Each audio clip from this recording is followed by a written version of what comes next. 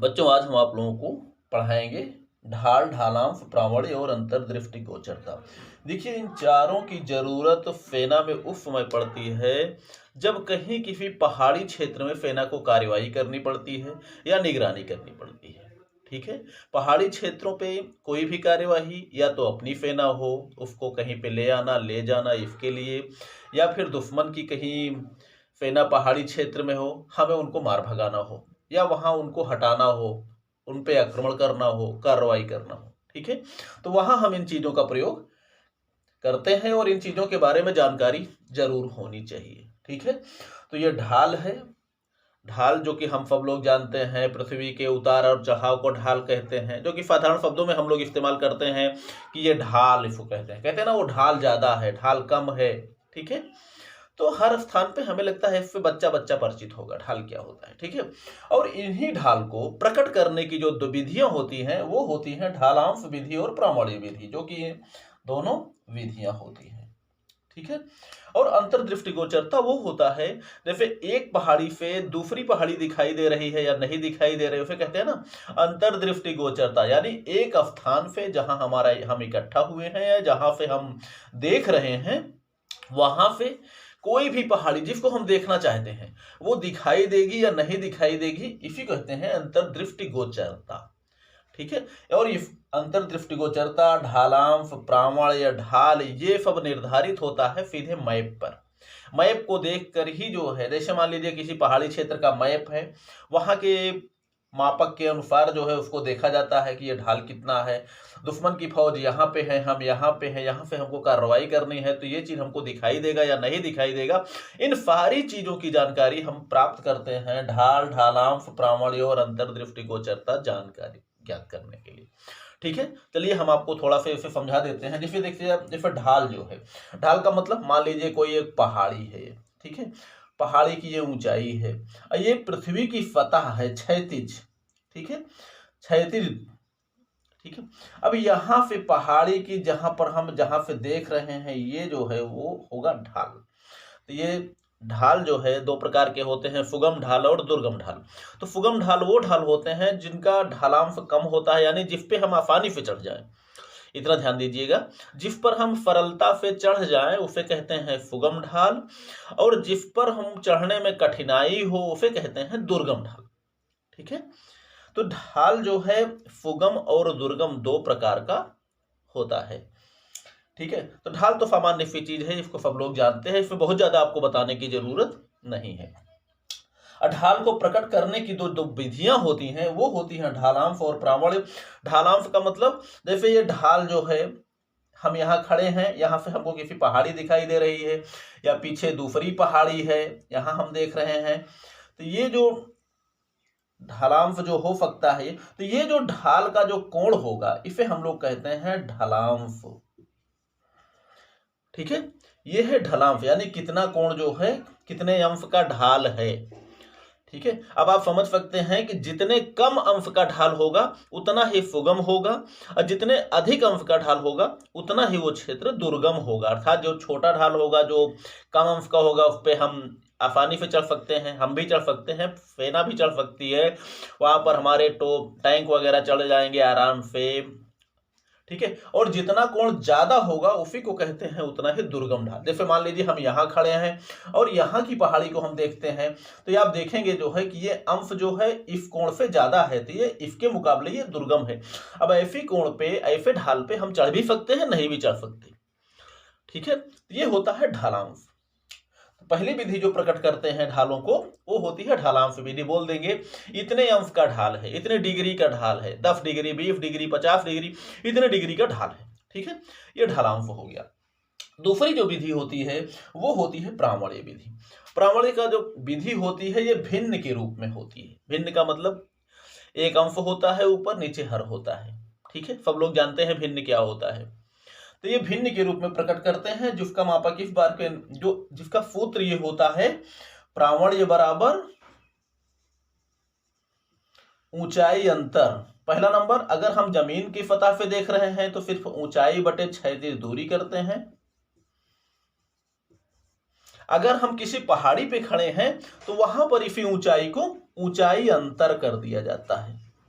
ठीक है, ऊंचाई अंतर बटे क्षैतिज दूरी। अब इसको आप देख सकते हैं, देखिए अगर हम यहाँ से खड़े होकर ढालांश देख रहे हैं तो ये किसी पहाड़ी, रुक जाइए हम आपको फिर से एक बार चित्र बना देते हैं, दोनों प्रकार से आपको समझा देते हैं।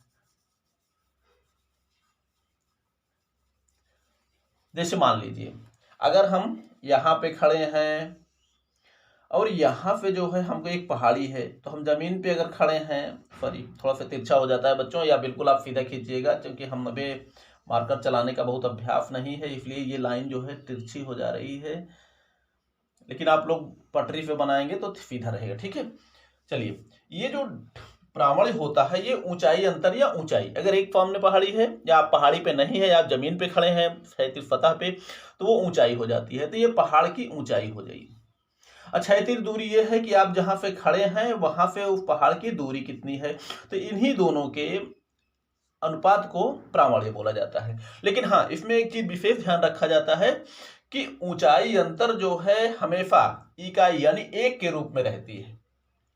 ऊंचाई अंतर को हमेशा एक के रूप में, और सॉरी प्रावण्य को हमेशा एक के रूप में लाने का प्रयास किया जाता है। जैसे 1/2 आ सकती है, 1/3 आ सकती है। मान लीजिए क्षैतिज दूरी हो गया 200 मीटर, ठीक है, अब पहाड़ की ऊंचाई हो गई 100 मीटर, तो कितना हो गया, ऊंचाई बटे क्षैतिज दूरी, या चूंकि ऊंचाई अंतर इसमें वही मतलब है, तो ऊंचाई बटे क्षैतिज दूरी, ऊंचाई अंतर यही आप समझ लीजिए पहाड़ की ऊंचाई है। ठीक है, तो 100/200 अर्थात 1/2, ये आपका प्रावण्य हो जाएगा।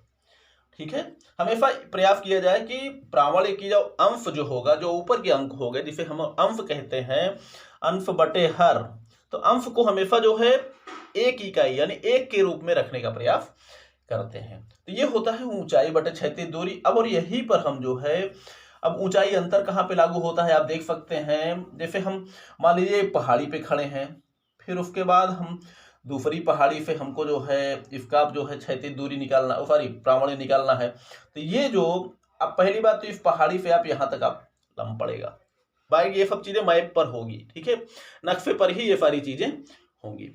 अब आप यहाँ पर देखेंगे, अब यहाँ पर अगर हम खड़े हैं, इस पहाड़ी की ऊंचाई अगर 100 मीटर है और इस पहाड़ी की ऊंचाई 300 मीटर है, तो आप समझ सकते हैं कि यहाँ पर जो लागू होगा ऊंचाई अंतर होगा। ये 100 है, ये 100 होगा, तो शेष ऊंचाई अंतर आपका हो जाएगा 200। ठीक है, अगर यहाँ से निकालेंगे तो ये तो हो गया ढालांश, ये आपका हो गया ऊंचाई अंतर, और ये जब 100 है तो ये भी आपका 100 होगा, ये 200 होगा। तो यहाँ पर जो हम निकालेंगे ऊंचाई अंतर बटे क्षैतिज दूरी, क्षैतिज दूरी मान लीजिए एक पहाड़ी से दूसरी पहाड़ी की दूरी है 500 मीटर। ठीक है, तो अब यहाँ पर आपका जो प्रावण्य होगा वो होगा आपका, ये जो दूरी है क्षैतिज दूरी 300 है, यहाँ से यहाँ तक 100 होगी आपकी, इसके समानांतर, जैसे हम लोग जानते हैं आयत वगैरह जैसे चित्र बनाते हैं, आमने सामने की भुजाएं बराबर होती हैं, तो ये चित्र आपका स्पष्ट कर देगा। ठीक है, तो ये आपका 100 होगा, ये 100 होगा, ये बाकी जो है आपका ऊंचाई अंतर हो जाएगा, वो सॉरी प्रावण्य हो जाएगा आपका, देख सकते हैं चित्र में जैसा दिया गया है। ऊंचाई अंतर आपका हो गया 200, यानी दोनों के बीच में ऊंचाई अंतर 200 हो गया बटे 500। 500 थोड़ा सा कम कटेगा बच्चों, इसको आप 600 कर देते तो ज्यादा अच्छा होता। चलिए ठीक है, 600 मीटर हो गया, बाकी जैसे भी होगा एक इकाई में रखने का आप प्रयास करेंगे, तो हो गया आपका 1/3। ठीक है, तो आपका प्रावण्य 1/3 हो जाएगा। ठीक है, तो ये आपके कुछ चीजें हो गई, ढाल, ढालांश, प्रावण्य, इस रूप में हम इसको समझने का प्रयास करते हैं। ठीक है, अगला जो तीसरी चीज है अंतर्दृष्टिगोचरता, ये हम पहाड़ी पर बिल्कुल गणना के द्वारा ये निश्चित कर लेते हैं कि अंतर्दृष्टिगोचरता क्या है, अर्थात एक पहाड़ी से दूसरी पहाड़ी दिखाई देगी या नहीं दिखाई देगी, तो वो दो चीजें हम प्रयोग करते हैं। यहाँ पर थोड़ा सा एक सूत्र आपको हम और बता देते हैं। प्रावण्य का सूत्र होता है ऊंचाई अंतर बटे क्षैतिज दूरी, और ढालांश का जो सूत्र होता है वो होता है प्रावण्य गुणे 60। ठीक है, प्रावण्य गुणे 60, 60 का मतलब जो डिग्री अंश होता है उसी से हम गुणा कर देते हैं, तो ये आपका प्रावण्य का सूत्र हो जाएगा, ढालांश का सूत्र हो जाएगा। ठीक है, इस तरह हम दोनों चीजें निकालते हैं। अब आगे हम समझते हैं अंतर्दृष्टिगोचरता क्या चीज है। बच्चों वीडियो लंबा हो जाएगा क्या शायद। अंतर्दृष्टिगोचरता को हम पार्ट में समझाते हैं, बाकी सवाल वगैरह उसके बाद हम लोग समझेंगे। ठीक है, अंतर्दृष्टिगोचरता जो होती है, जैसे एक पहाड़ी से दूसरी पहाड़ी दिखाई दे रही है या नहीं। अगर हम जमीन पर हैं, मान लीजिए जमीन सतह पे हैं, एक पहाड़ी हमारी ये 200 मीटर है और दूसरी पहाड़ी हमारे स्थान पे ये 500 मीटर है या 600 मीटर है मान लेते हैं। ठीक है, ये इसकी दूरी है, ए पहाड़ी हो गया, बी पहाड़ी हो गई, ये 200 है, ये पूरी दूरी है 600। ठीक है, 600 मान लेते हैं, नहीं बी ए पहाड़ी से बी पहाड़ी की दूरी हम लिख लेते हैं 400 है, तो कुल दूरी भी वैसे भी 600 हो जाएगी। ठीक है, पूरी दूरी। तो यहाँ पर हम देखेंगे कि यहाँ एक पहाड़ी है, बी पहाड़ी इतनी है, तो ये पहाड़ी यहाँ अपने जहाँ पे है, ये पहाड़ी यहाँ पे ये पहाड़ी दिखाई देगी या नहीं, यानी आगे वाली अवरोध तो नहीं पैदा करेगी। अगर आगे वाली अवरोध तब पैदा करेगी अगर आगे वाले का प्रामाण्य, आगे वाली पहाड़ी का प्रामाण्य या ढालांश पीछे वाली पहाड़ी के ढालांश से कम है तो पीछे वाली पहाड़ी दिखाई देगी। अगर आगे वाली पहाड़ी का ढालांश या प्रामाण्य पीछे वाली पहाड़ी से अधिक है तो पीछे वाली पहाड़ी दिखाई नहीं देगी। ठीक है, अगर आगे वाली अधिक होगा, प्रामाण्य, ढालांश और प्रामाण्य, यही दो चीजें हम इसमें ज्ञात करते हैं। बाकी और भी 2-3 विधियां हैं, उसको हम लोग सवाल समझाने के समय बताएंगे। तो यहाँ पर ये देखा जाता है अंतर्दृष्टिगोचरता का मतलब ही होता है कि ये पहाड़ी अपने स्थान से पहाड़ी पीछे की दिखाई दे रही है या नहीं, यानी दृष्टिगोचर हो रही है या नहीं। ठीक है, तो इसे कहते हैं अंतर्दृष्टिगोचरता। ठीक है, उम्मीद करता हूं बच्चों समझ में जरूर आया होगा। लाइक और सब्सक्राइब आप लोग जरूर कर दिया कीजिए। बाकी हम अंतर्दृष्टिगोचरता के बारे में सवाल वगैरह हम एक बार हम फिर से इसको समझाएंगे अगले वीडियो में, क्योंकि वीडियो लंबा हो जाएगा। ठीक है, चलिए तब तक आप लोग पढ़ाई लिखाई जारी रखिए।